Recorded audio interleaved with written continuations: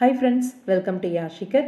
நம்மளோட விஜய் டிவி பிரபலம் ரீசெண்டாக அவங்க அந்த ஜோடிக்கு வந்து என்கேஜ்மெண்ட் நடந்தது. உங்கள் எல்லாருக்குமே தெரிஞ்ச நம்ம எல்லாரோட ஃபேவரட்டான வெற்றி வசந்த் அண்ட் வைஷு. சிறகடிக்க ஆசை பொன்னி அப்படின்ற 2 சீரியலில் ரொம்பவே சூப்பராக கலக்கிட்டு இருக்க ஹீரோ ஹீரோயின் 2 பேருமே ரீசெண்டாக வந்து அவங்களோட காதலை அறிவித்து ஒரு 1 வீக்லேயே வந்து அவங்களோட என்கேஜ்மெண்ட்டும் நடந்து முடிஞ்சுது. உங்கள் எல்லாருக்குமே தெரியும். இப்போ என்ன அப்படின்னா அவங்களோட மேரேஜ் எப்போ அப்படின்றது வந்து கேட்டுகிட்டே இருந்தோம். மேரேஜ் வந்து 3 மந்த்ஸ்க்குள்ளே அப்படின்ற மாதிரி தான் அந்த பத்திரிகையிலையுமே வாசிச்சிருந்தாங்க.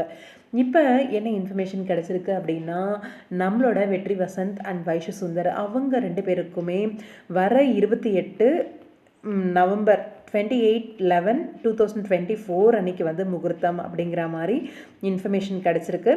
மார்னிங் வந்து 9 o'clock வந்து முகூர்த்தம் போல இருக்குது. தேர்ஸ்டே மார்னிங் 9 o'clock முகூர்த்தம். இது ஒரு ஸ்பெஷலான டே தான். என்ன அப்படின்னா, இந்த டேக்கு முன்னால் தான் வந்து என்னோடய ஆனிவர்சரி.